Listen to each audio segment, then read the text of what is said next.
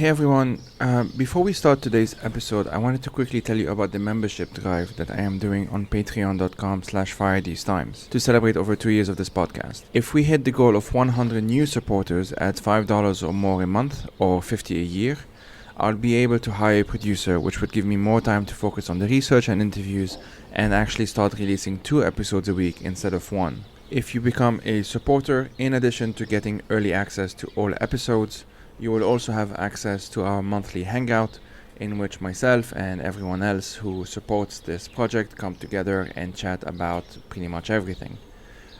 It happens every month on a Saturday, and you have access to the link and everything related to that on Patreon. And lastly, if you cannot donate, you can still support by sharing this podcast with your friends and families and leaving a review on Apple Podcasts or wherever else you get your podcasts. This helps get more exposure to this podcast and introduce it to more folks. You can also follow this podcast and project on YouTube, Twitter, Instagram, LinkedIn, Substack, and of course the main website. So thanks again everyone, and I hope you enjoy this conversation.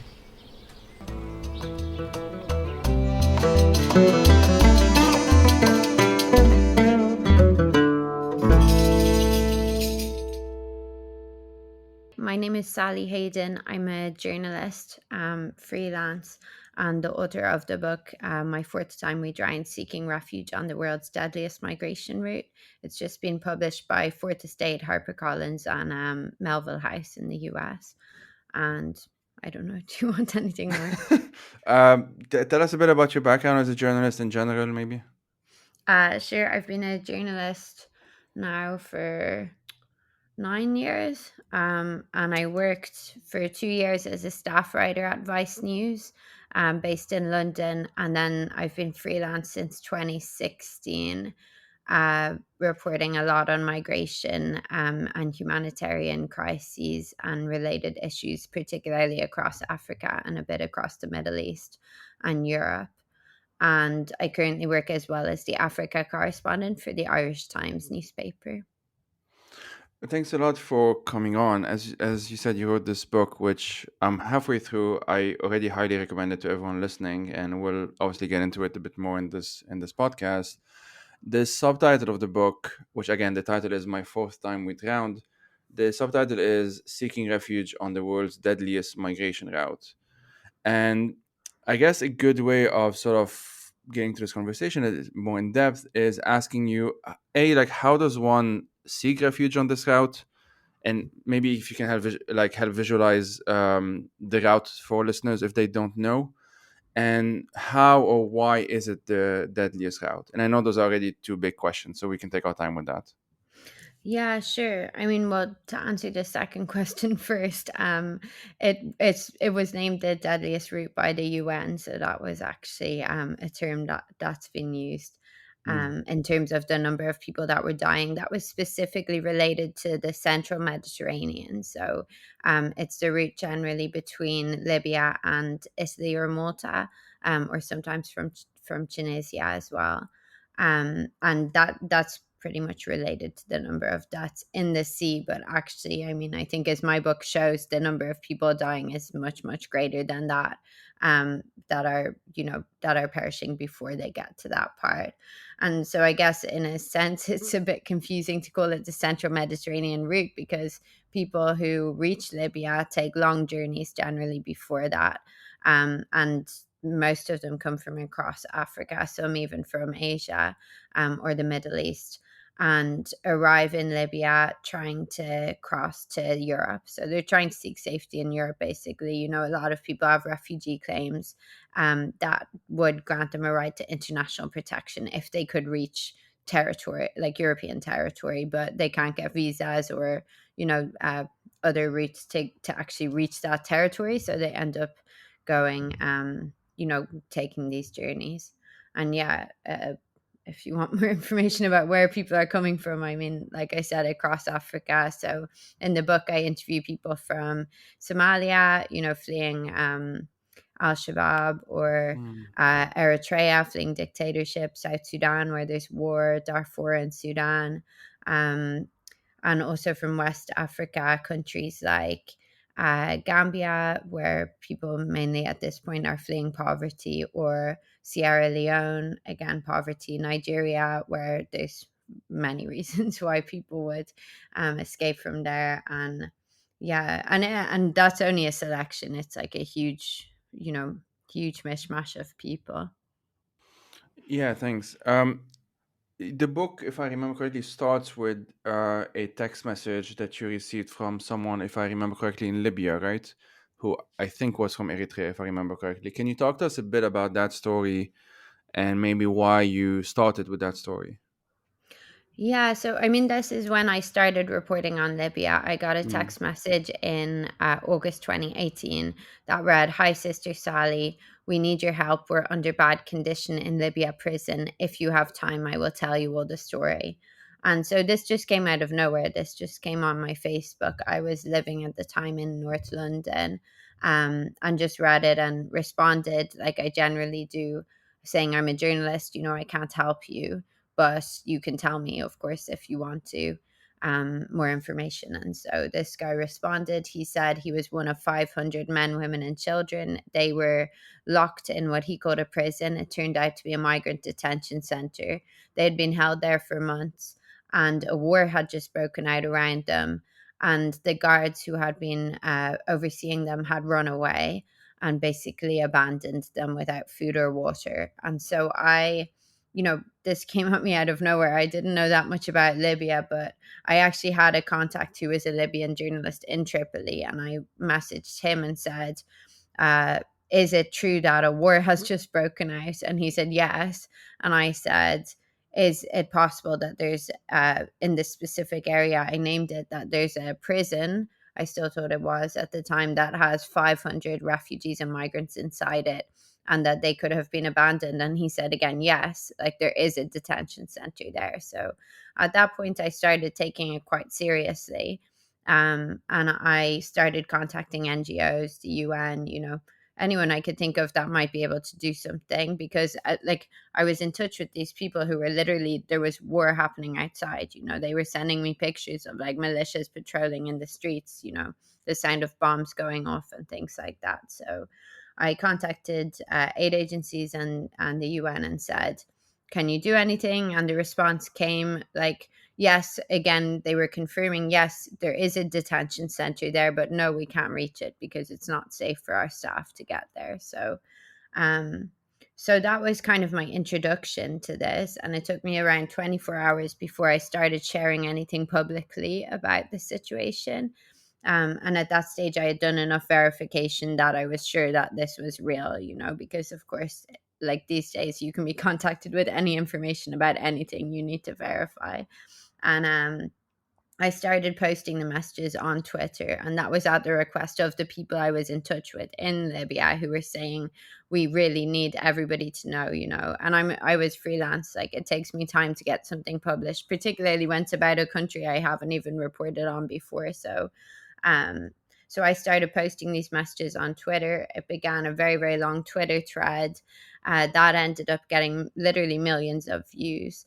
And I just kept posting and posting, but I started being contacted by people in other detention centers. So I had thought that this was an isolated incident, that this just must be an oversight or something. But it turned out that this was just one of many. And so suddenly I became like one of the go-to people for detainees who needed help.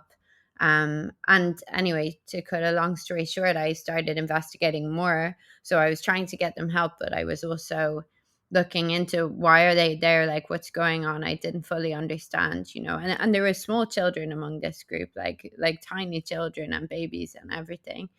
um, and so it turned out that what had happened was they were all people who had tried to reach Europe. So they tried to cross the Mediterranean Sea, and they were intercepted by the Libyan Coast Guard, which is being supported since 2017 by the European Union. And uh, this is basically like an effort to try and stop people from reaching safety in Europe.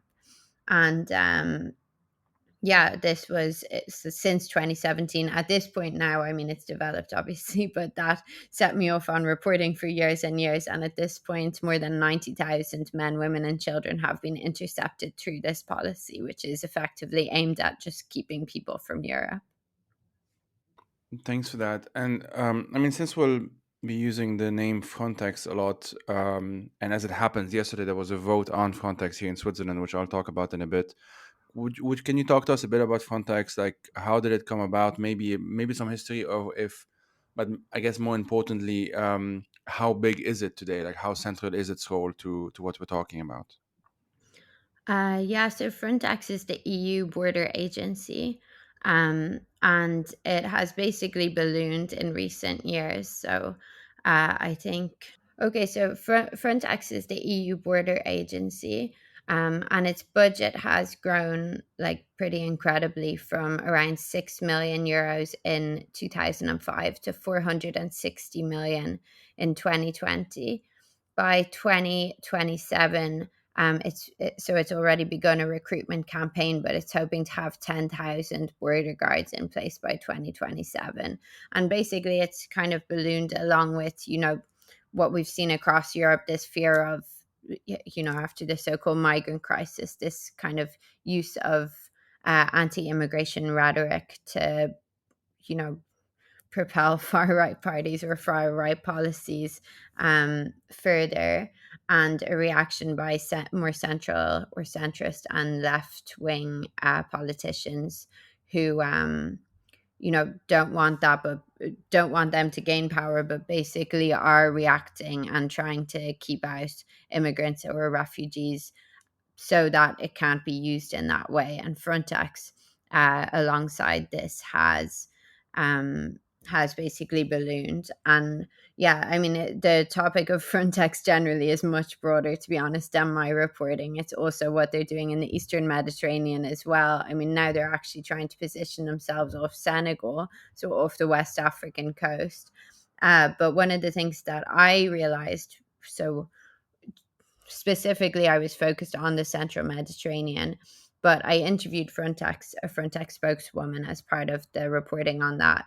And what she said to me is that they do implement these policies, but they have like a very clear understanding of what their role is. And some of that is not to evaluate the consequences of the policies. So they are carrying out, specifically in the central Mediterranean, they're carrying out surveillance, like flying drones, flying helicopters, flying planes. That information gets passed to the Libyan Coast Guard, who do the interceptions. And so then I asked this spokeswoman, like, you know, how does the EU stand behind the fact that more than 90,000 people now have been intercepted and forced back to Libya? And then, sorry if that wasn't clear, they're then locked up indefinitely in these detention centers that have been compared to concentration camps by Pope Francis, among others. And so I asked her, like, how can the European Union stand behind this policy? And she said, it's not our responsibility what happens to them when they get taken back to Libya, because Libya is a sovereign state.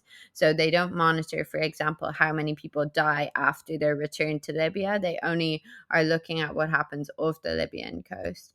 And so a lot of the work that Frontex is doing, it is seen to be kind of like keeping people out at any cost, and kind of maneuvering so that there isn't an analysis or an evaluation of the human rights impact of that. And we see that in the central Mediterranean. So it's illegal under international law for a European vessel to intercept a boat of refugees and send them back to Libya because their lives are in danger there. But if it's a Libyan vessel that does that, that makes it legal under international law. And from what my reporting shows, anyway, there's been a lot of these type of workarounds. And I mean, I would also encourage everybody to look up Lighthouse Reports, who have done very amazing work on Frontex in both Central Mediterranean and the Eastern Mediterranean, which I haven't looked at so much because I was focused on the Central Mediterranean, but what's happening there sounds also completely like atrocious. Yeah, thanks for that. Sorry, I'm just loading something. Yeah, okay. Um, yeah, thanks for that. I mean, one of the first episodes that I did on this podcast was with No Name Kitchen. Um, they're part of this network called Violence Monitoring Network. For those who don't know, they've been releasing lots of reports focusing on the so-called Balkan route, which is one of the other routes.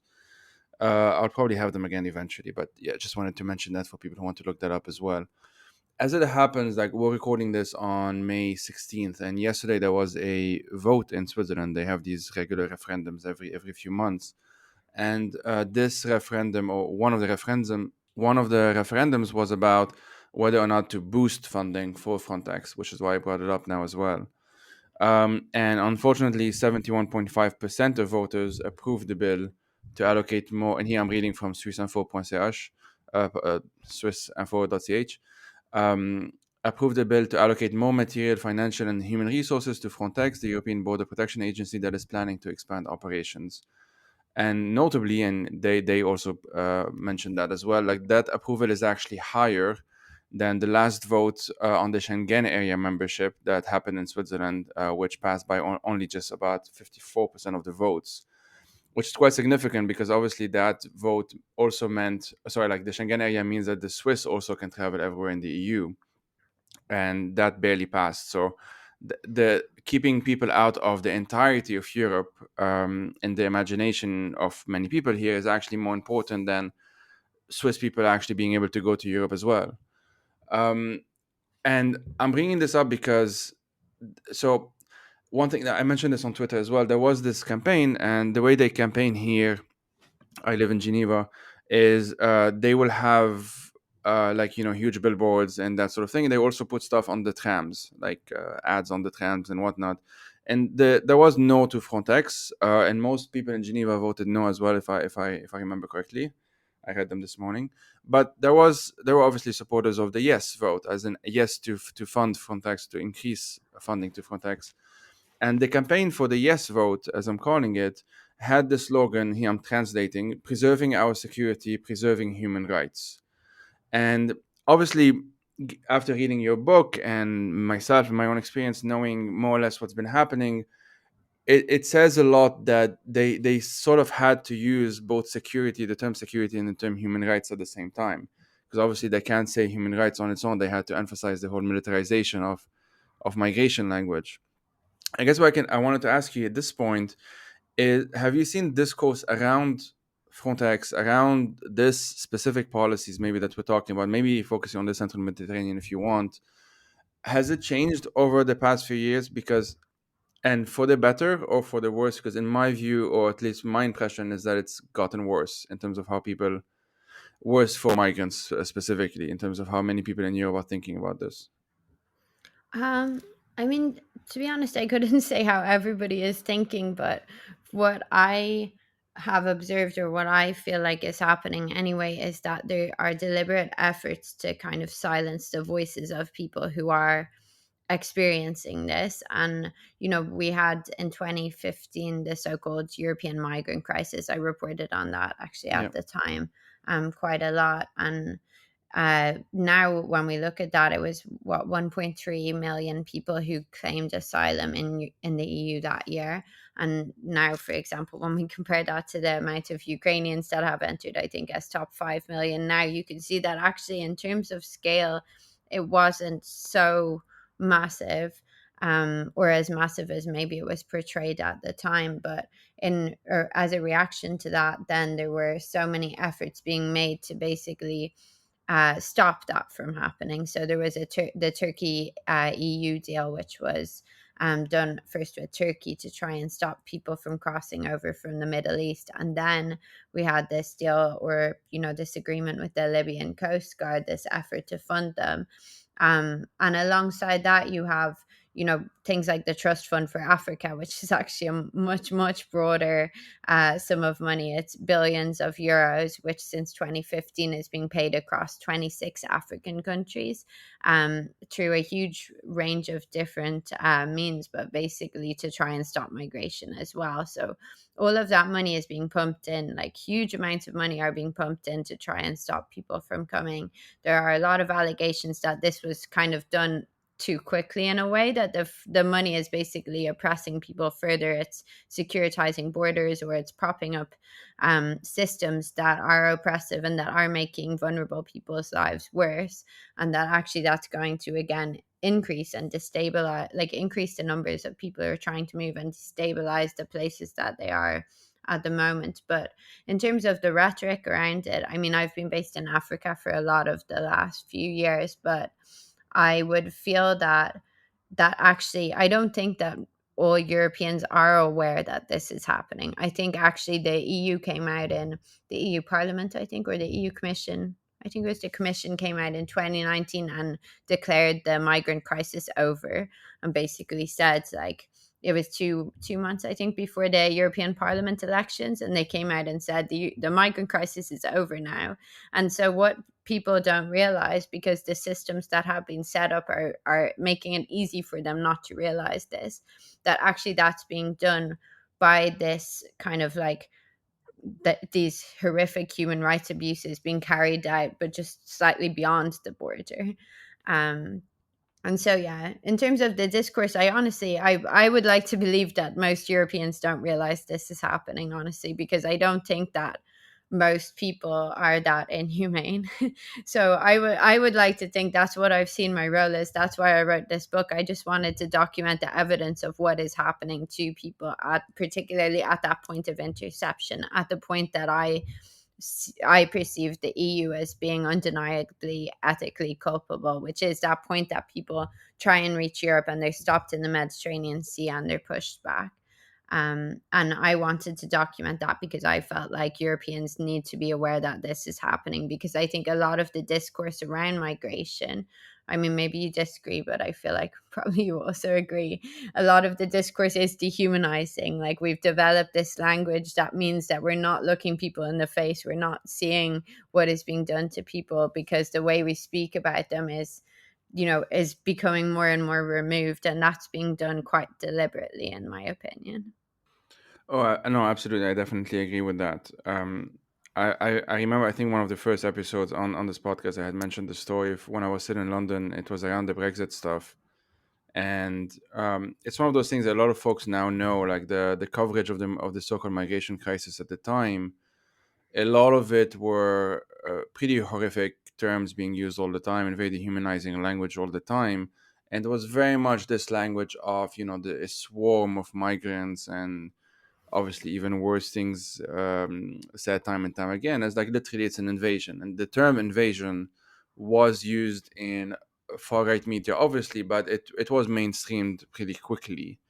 And as you said right now, like the numbers were never actually that high. This is something that if you compare the intensity, if not just the frequency, but like the intensity of the coverage back then, I remember this very well while still in the UK, compared to the percentage of refugees and where most refugees are in the world and where most migrants are in the world, a very small minority are actually in Europe.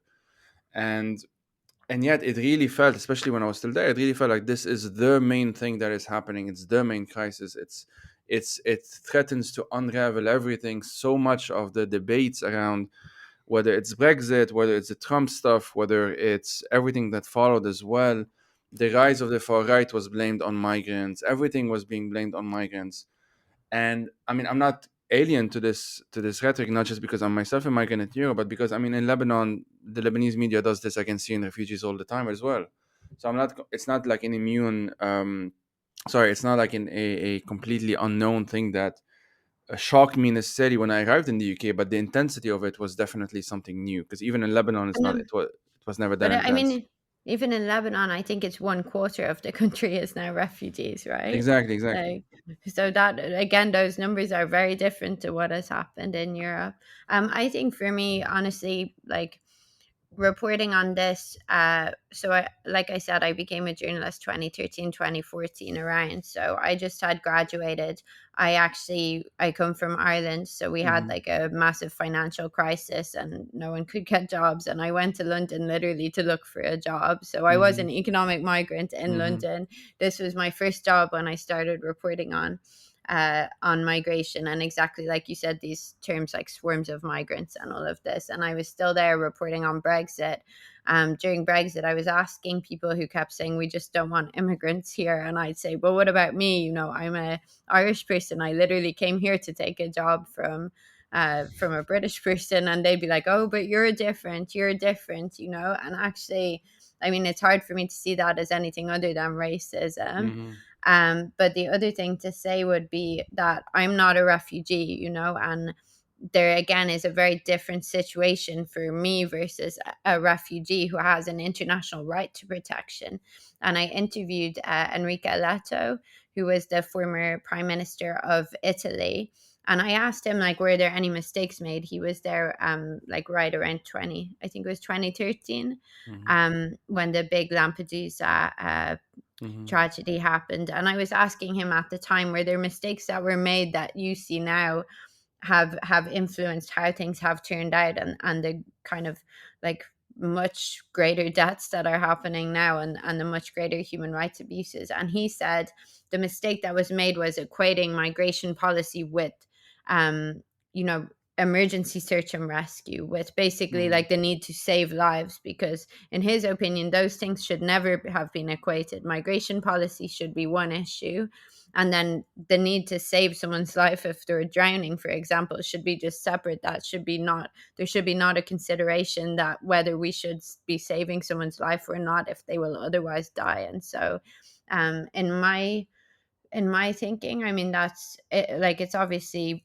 complex, and hopefully my book explains it a bit better than I do when I speak. But the yeah, the issues there in terms of people who actually need protection or who actually need their lives saved is like quite a specific thing, and that's what's happening, that those people are the ones who are suffering. They're being condemned to die. I even said it only as very throwaway line, but this whole idea of golden passports, like, you can buy your way into the EU if you have enough money, but you can't if you're a refugee. If you're somebody who doesn't, or at least a refugee who's not rich, because of course refugees come from all types of backgrounds. But Of um course. but yeah. Yeah, I mean, I was actually gonna ask about the Golden Pass because I don't think that many people know about this. To be honest with you, I think it got some more coverage in the early days of the pandemic because we saw some people using their golden passports to avoid certain back when like borders were being closed and whatnot. Can you talk a bit about golden passports? Yeah, I mean, I'm not an expert on golden passports Mm-hmm. at all, so I've read about it a bit, but basically what it is where you invest or spend a certain amount of money, and in response to that, you kind of get a fast track to citizenship. And I'm not sure, to be honest, where that's happening now. I know in the past it was happening in Malta and in Cyprus, and arguably in, I mean, a lot of other Western countries. But there are different types of privilege when it comes to seek safety, aren't there? It's not just that. It's like, can you know that's one of the things that I find interesting reporting on this. I mean, I touch on it in the book. I went to Sudan in 2017, and I was reporting on allegations of corruption within the UN Refugee Agency.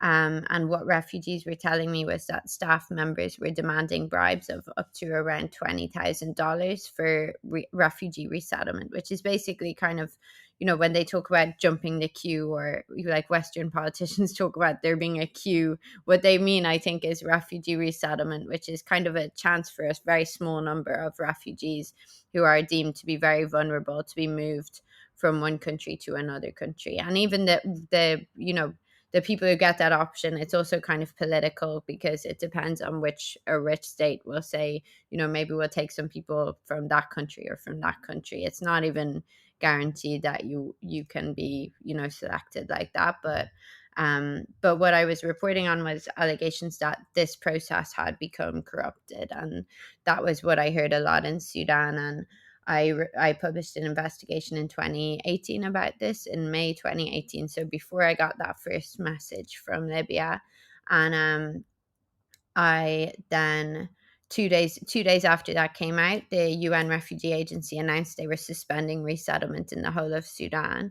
And afterwards, they did find one staff member guilty of soliciting bribes and abusing power. But I spoke to UN investigators at the time. I spoke to many refugees, former UNHCR staff members. They'd all say that because there's so little supply and so much demand, these systems, like, they do become corrupted just because if you have such a tiny amount of something, then it's the people, for example, who have the most money who will find a way to progress in that system. I mean, the UNHCR denies that, I should mention, or I should add. But I guess what I'm trying to say is that even those systems that you think are based on something else, that they operate separately, actually a lot does come, or can come down to money, or at least a perception can be there that if you don't have certain contacts, if you don't have certain, if you're not from a certain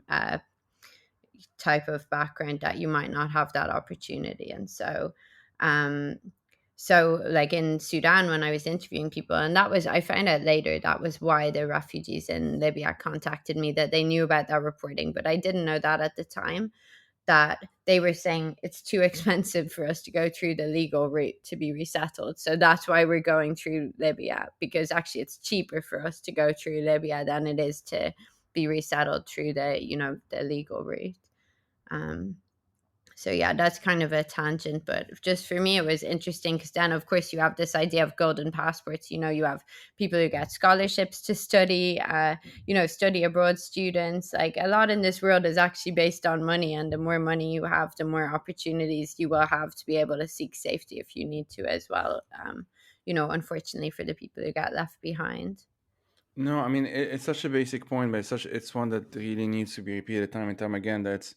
It's very. I'm also very interested in those, like the links the how to say this, like the intersections between the different types of privileges, I guess, that one might have, or yeah, like privileges, connections, and whatnot. Because in my specific case, for example, it was never really money per se, but it was just connections. It was just like I had a relative somewhere, or I got lucky with this one thing, or I met someone who was, it was actually a much it's a combination of luck, obviously, but also just connections and family relations and that sort of thing.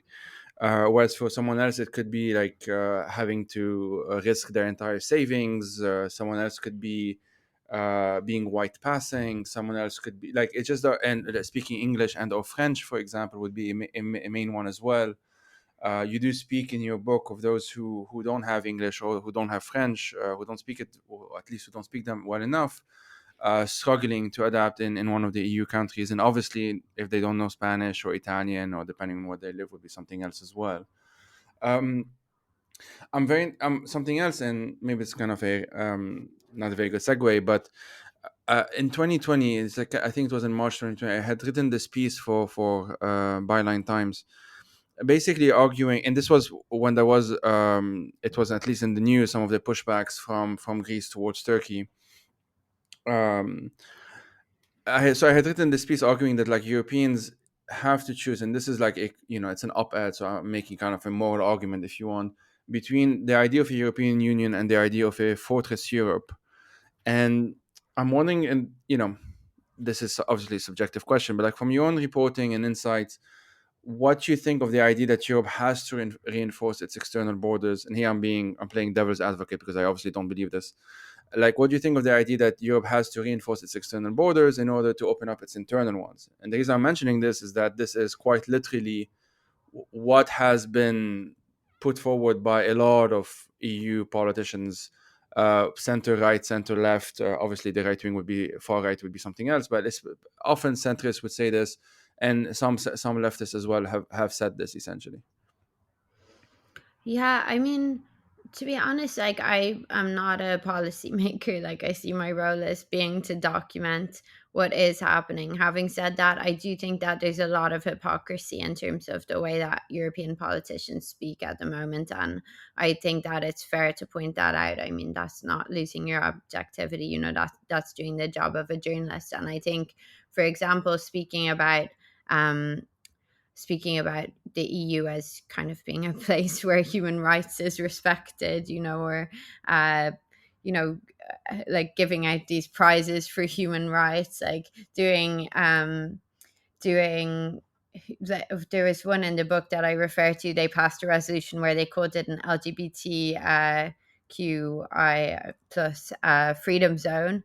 And I was saying, well, what about the LGBT refugees who are being pushed back to Libya and locked up in indefinite detention centers, in a country where being gay is illegal? And I don't know, like, yeah, of course, a lot of these things, there's policy negotiations that happen. But again, I do think that we need to be aware of the consequences of those policies, and we're making policies but deliberately ignoring the consequences. That's when, that for me, that's the big problem, because at the same stage, if you, I don't know. Any state can make any policy they want, can't they? But like, I don't think we should be saying one thing and doing another. And for me, this was really. I mean, I was shocked. That I think it comes across a bit in the book, because I was shocked when I got these messages at the start. I couldn't believe that this was happening, and even until, I think it took a year until I met the first person who had been a source for me in Libya. And all this time I was thinking, maybe this is just fake, this is such a nightmare. And I mean, I'd appeal to people to read the book, because then you'll understand what I'm talking about. Like, what we are subjecting people to is such a nightmare, and it's so obvious, like, that it's known among the people who are making these decisions. And it was horrific to me that this was continuing, but it is continuing. And I think we can all see the hypocrisy now. If you're aware of that, you see, for example, after the killing of George Floyd, the European Parliament passed a resolution as well saying Black Lives Matter. And everybody who follows what's happening in Libya was like, really? Like, are you really going to say that? And again, this is also racism. I mean, it's one, yeah, one international human rights lawyer I interviewed, he said, I mean, it is kind of a system of apartheid, not in the specific legal sense that refers to a domestic situation, but like, we do have a global apartheid situation in terms of what opportunities people have and what rights they have, and what is respected, and also who is listened to. And the very interesting thing for me about what's happening now with the internet, with smartphones, is that is being challenged in a way it has never been before. So we now have those voices that are still managing to reach people and still can be elevated to a certain extent, that are showing us that what is being expressed is not correct necessarily, or is not accurate, or that these morals don't actually exist the way we think they do. But yeah, I don't know. So sorry, I didn't answer your question No, you directly, did. You but did. I mean, we can talk about this example that you just mentioned as well. Like, I actually wrote it down because it's just so. I mean, it's just so indicative of what we're talking about, right? Like, so towards the end of the book, you had the story of Ade, I guess would be how I pronounce the name, if that's right, who's a gay a Somali teenager who fled his home after, quote, hearing family members say it is necessary to torture LGBT plus people until they turn straight, end quote. Probably should have put a trigger warning there, but it's okay. He registered with UN staff in Libya, but he didn't tell them he was gay because he was scared of the phobia Libyan authorities. He is obviously from the book. And here we should bring up the fact that the UN doesn't seem to be doing much to alleviate these justified fears as well. At least that's my impression. But so okay, then he manages to sail to Malta in 2019 alongside 229 others on a wooden boat.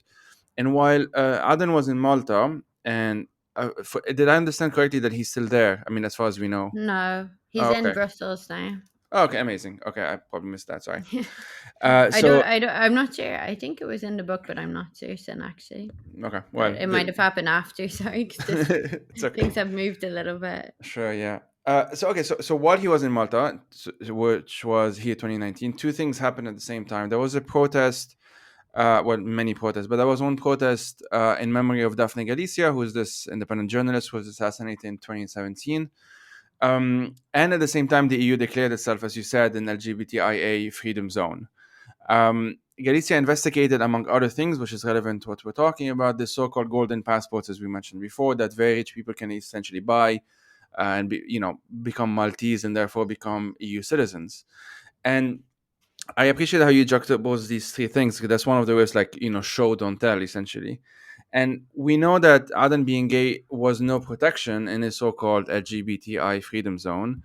But we also know that if he did have those supposedly 650,000 euros at the time, he could have gotten this passport and so on. And that you can get a very clear idea, a very obvious way, very obvious evidence or proof, if you want, that essentially if he had money, he wouldn't have had the problems that he had. And so, which defeats the entire point, obviously, of a right to asylum. If it was a right, it shouldn't become with like come conditions and that sort of thing. So I mean, you already spoken about it, but I was wondering if you can maybe use this as a reference to talk about something else, and maybe let me think about this, how to ask this question. um yeah, okay, so given that in his story it's so stark, essentially, like, obviously this is not an LGBTIA free zone. Another example is the one that you mentioned before, which is that yes, that now there are, I actually don't even know how many, 4 or 5 million Ukrainians who are refugees in Europe. And obviously that's, I'm totally fine with that. I support everyone's right to claim safety and whatnot anywhere. But it does obviously show the very obvious contrast. And I say this as not just as an Arab migrant or whatever, what have you, in Europe, but I'm also doing a Ukraine series with a Ukrainian journalist on this podcast. And one of the topics that we haven't yet decided when yet will be on this, like, when is a refugee crisis a refugee crisis? Who gets to decide when to apply the term crisis? Because if it was a refugee crisis in 2015 or whatnot, obviously what's happening now is a refugee crisis, and yet it's not. I read the news every other day. It's not in the headlines. It's not something that people are debating. It's not. There are no characterization of swarms, as far as I can tell. No one is stealing our jobs. It's none of that is happening. Actually, one of my fears is that the welcome, because of the previous bad experience that we've seen in 2015, the welcome might actually dry out eventually, and I am Mm. I am concerned about that for Ukrainian refugees as well. So yeah, I guess just a general discussion on this, if you don't mind. Yeah, sure. I mean, I'm also concerned about that. It's like I finished the book before the Ukraine war started, and of course, like it's absolutely horrific what is happening. And yeah, in some ways it was like quite shocking and also kind of like a little bit heartening to see how Hmm. refugees from Ukraine were welcomed, because we have, like, there's been years where I never thought that would have been possible for anyone, and now suddenly it is happening. And even I'm from Ireland, like I have family members, I have friends who are all getting involved in kind of responses to try and help Ukrainians, and that's like amazing to see. um yeah, it's also like depressing because it's, I mean, I think there is a question. We saw this in the media coverage. We saw this about how people were spoken about. Like they were saying, these are educated people, these are civilized people, they are, they're just like us. And there were, there are big issues about that, aren't there? Because first of all, like I know from reporting on refugee situations in other countries that there are many educated people. In Libya, I was in touch with musicians, with medics, with IT programmers, with lecturers, former lecturers, dentists. Everyone that you can imagine has ended up there because they don't have other options. And I spoke to a source, a former source who's now in Sweden but was in Libya for a few years, and he was just saying that it's racism, in his opinion, that it's about the color of people's skin. I mean, I don't know that it's that simple, um but I also think that some of it, like then we had this discussion, while Ukraine, people would say, well, Ukraine has a shared history with us. But I mean, I would argue that a lot of African countries are former European colonies, so they have a very direct shared history with Europe. And then another question is like what we were talking about earlier, this idea of dehumanization, and how has the language that we've been using, and of course as a journalist I have to reckon with myself on this too, how has the language that we've been using made it easier for people not to associate or not to see themselves in African refugees, for example? Like, and actually, have we contributed to that, or how has that been contributed to? And one of the things that I look at in the book was this use of jargon, the use of language, and even the fact that the European Union is now funding trainings for journalists that teach them certain uses of language around migration across West Africa, and how those terms are being applied. And I mean, this is a slight tangent, but one of the things that I got challenged when I reported on this, I honestly, like, what I had taught before and what I taught afterwards changes quite a lot. And I looked at this term economic migrants. I went to Sierra Leone to meet. There was a guy called Joseph who was in detention, and he was messaging me from detention. He wasn't considered as a refugee. He couldn't be taken for evacuation. He was from Sierra Leone, and basically the only way for him to get out of detention was to be sent back to Sierra Leone through an EU funded program with the IOM, the International Organization for Migration. So eventually he asked me, like, can he go on this program? And I contacted IOM for him, and they ended up bringing him back to Sierra Leone. And I went to meet him there. And I ended up staying there for quite a long time, like on and off for a year, not just because of him, but just for various reasons to do with where I was working from. And what I learned about Sierra Leone, it's one of the poorest countries in the world.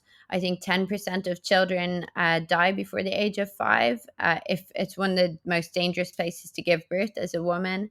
I was there during COVID, and there were no ventilators functioning, like, in the whole country. So if you got COVID and you needed a ventilator, you just would die. And the life expectancy is, I think, 26 years less than a European.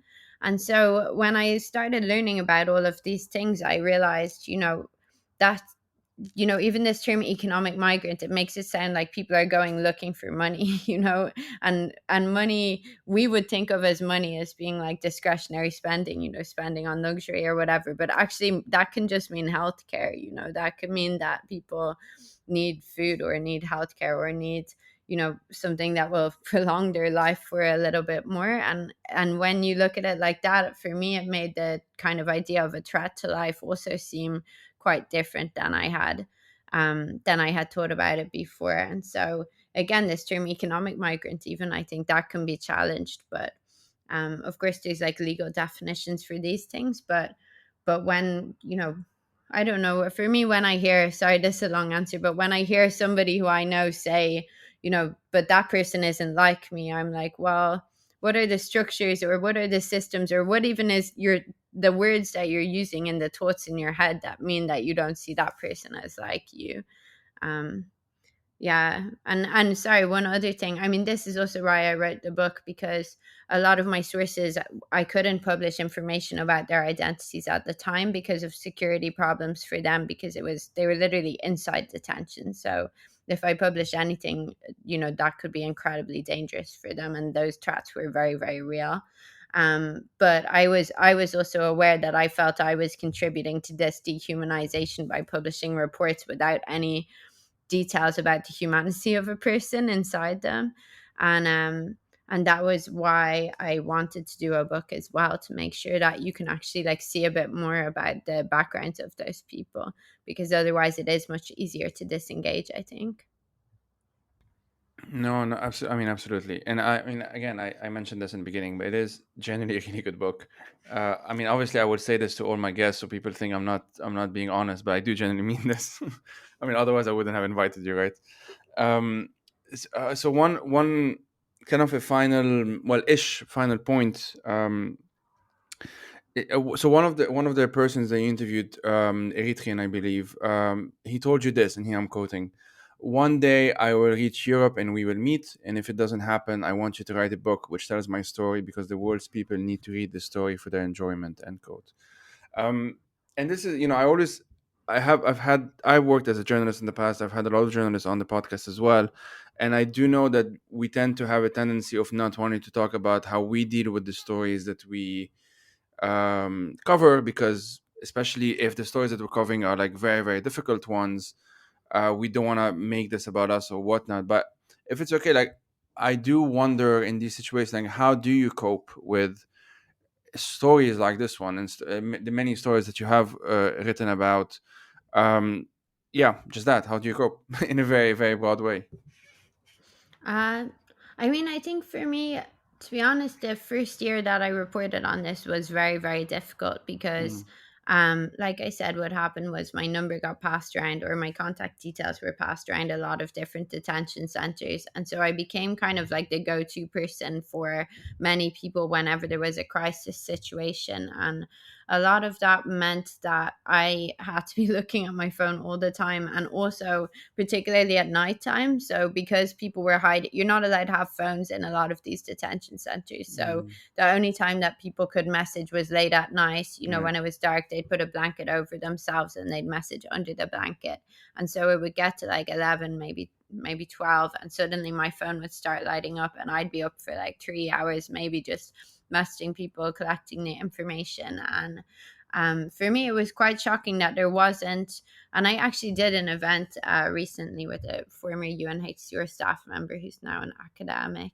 And she was saying as well that there wasn't a means for people to, for the refugees in detention to directly contact anyone else. That literally hadn't been set up. And that was why it became me. I mean, it wasn't that Mm, I was, particularly great or anything like that. It wasn't even my role. I didn't imagine that I'd be gathering information to pass on to aid agencies to ask people for help. But there just wasn't a system there where people could contact somebody directly. And so, yeah, it was really hard. Like that year, I missed everything. I couldn't go out. I was anxious when I had no internet. I wanted to make sure that I was always in communication. If I got on a plane, I'd panic. mm, There's a scene in the book where I weirdly got brought out to Tunisia to get an award from the European Union, and I had no internet. We had to do this award ceremony, and there was no internet, and I was panicking because I was wondering, maybe something is happening to these to the guys in Libya, and nobody's gonna know about it. And so I mean, initially that was the problem, but then, and I talk about this in the book as well, the thing that then started making me very uncomfortable was that I started to be awarded. And so uh, there was a few months where I reported on this, and then I started being given awards for my work. And that was, in one sense, you want to highlight that something is happening. So you think that that's good. But in another, it's like me as a privileged white person to then have the focus put on me rather than mm, this broader situation, which you're like kind of desperately trying to get people to listen to. And more than me, like the people in detention were risking everything to try and get people to pay attention to this. And instead it's me that gets fated, or me that gets offered things, or me that gets, invited places and flown around. And I think mentally that was like very strange.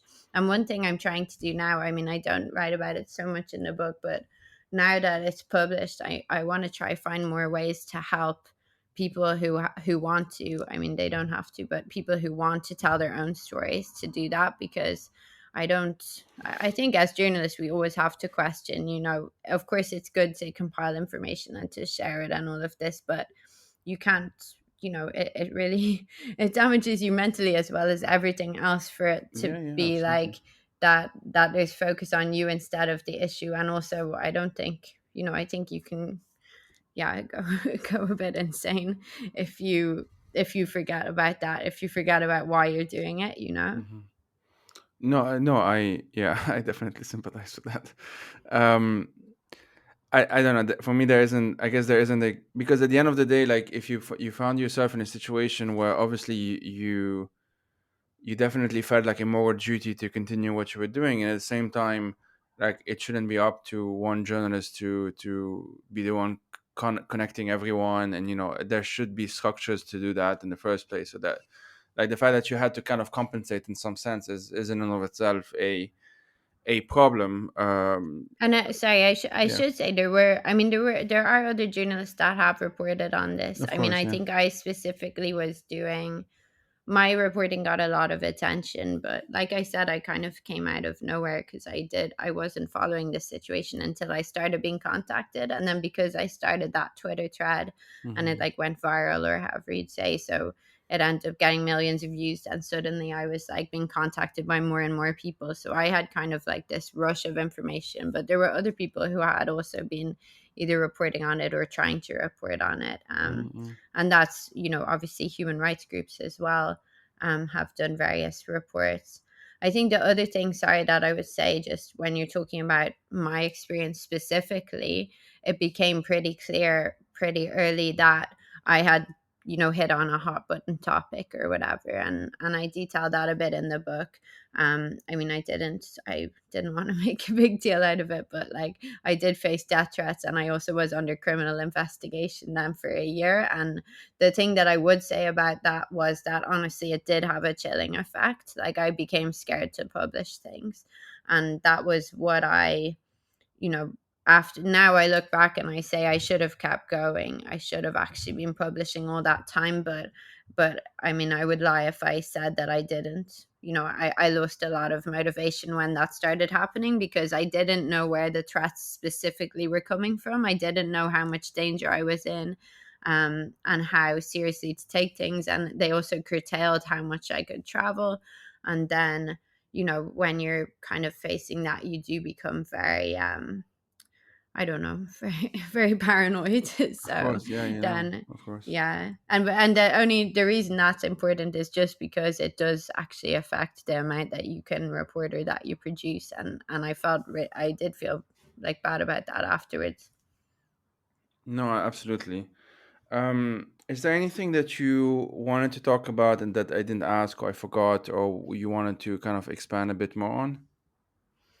Um, I mean, I think it's just good to re-emphasize like the bravery of the people in detention. So the book, I mean, I don't know if I did this perfectly, but the book, I decided pretty early on I wanted to have direct voices of people so that Mm-hmm. you can hear them directly. And so that's the book is kind of interspersed with direct messages from people who were inside detention centers. And I don't think it can be emphasized enough. Like that was them literally risking their lives in some cases to get that information out. And I'm just astounded by that level of bravery and the fact that, this evidence is coming from them basically. So um I don't know.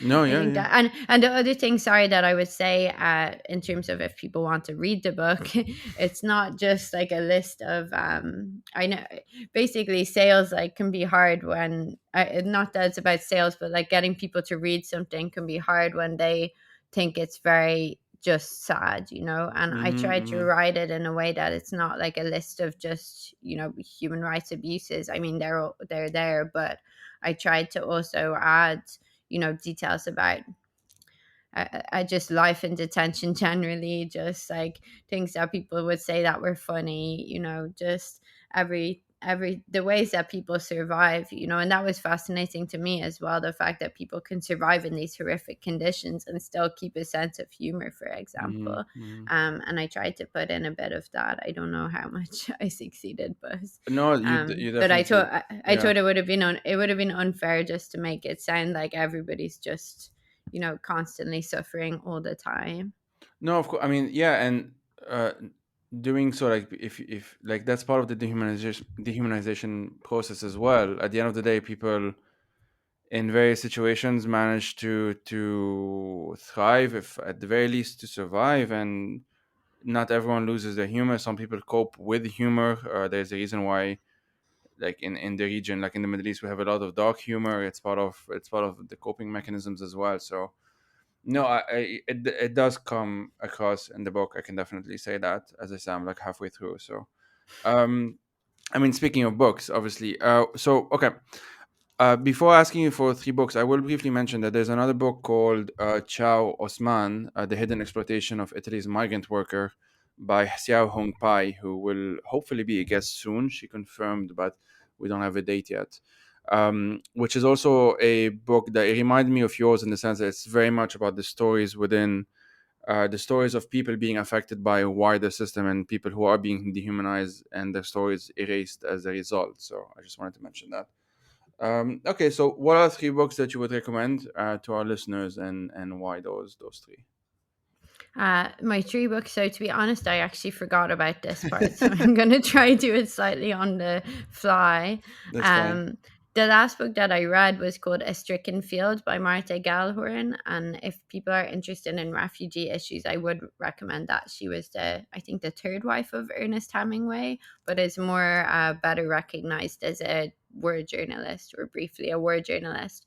And she went to Prague, I think in 1938.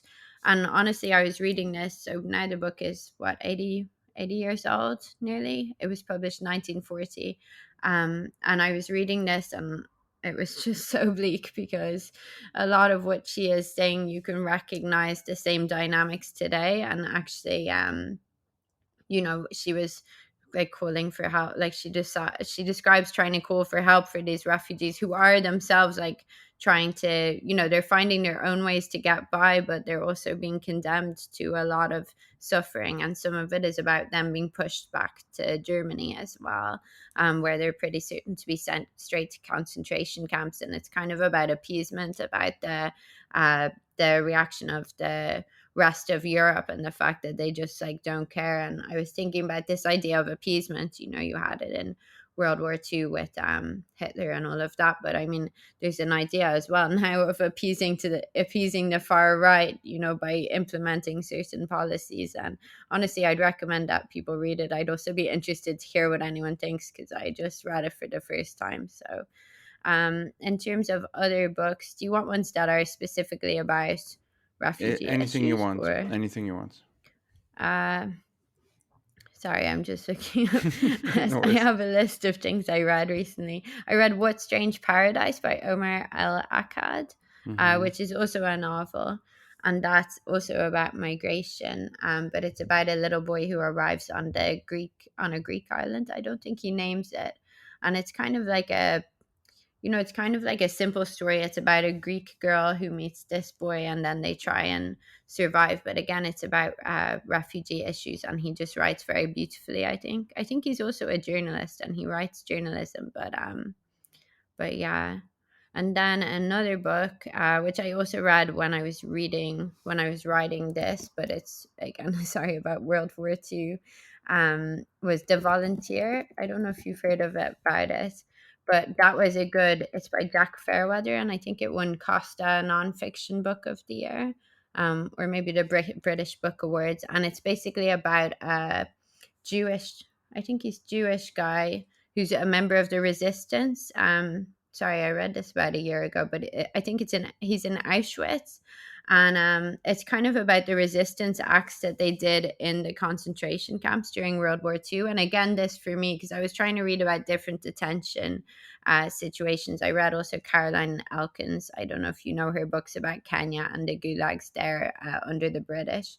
But this one for me, the Jack Fairweather book, he talks about things like, I'm gonna get this wrong, but I'm pretty certain they were trying to like reenact revenge on the guards inside Auschwitz, and one of the ways they did that was by getting leeches, with typhus in them.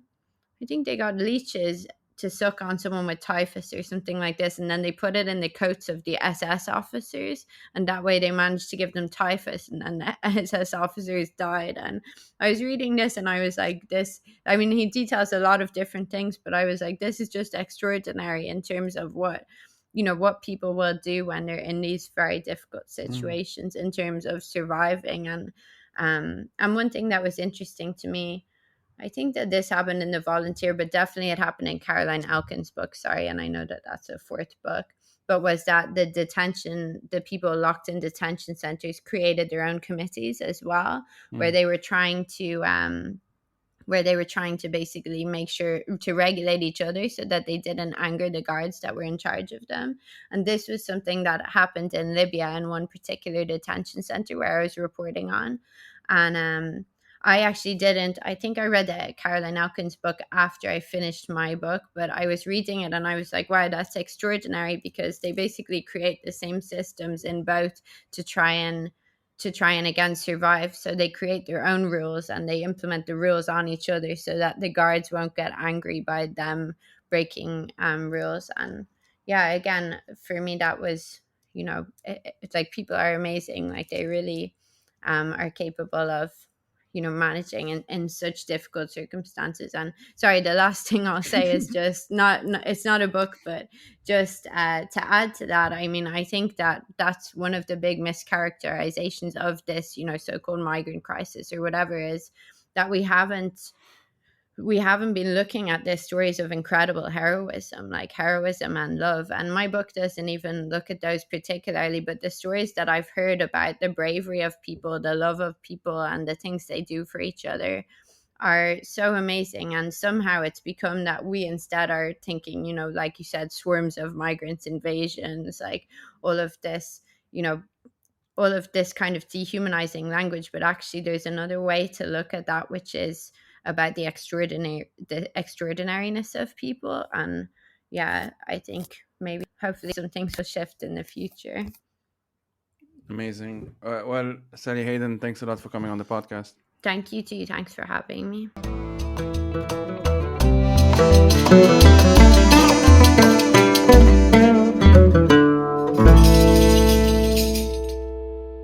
Defy These Times is hosted by myself, Joey Ayoub. I am also its producer, researcher, writer, and sound editor. If you want to help turn this project into a full-time job, please head out to patreon.com/firethesetimes to support it. These episodes are part of a bigger project which includes resources, a newsletter, and eventually YouTube video essays as well. As always, thank you for listening and take care.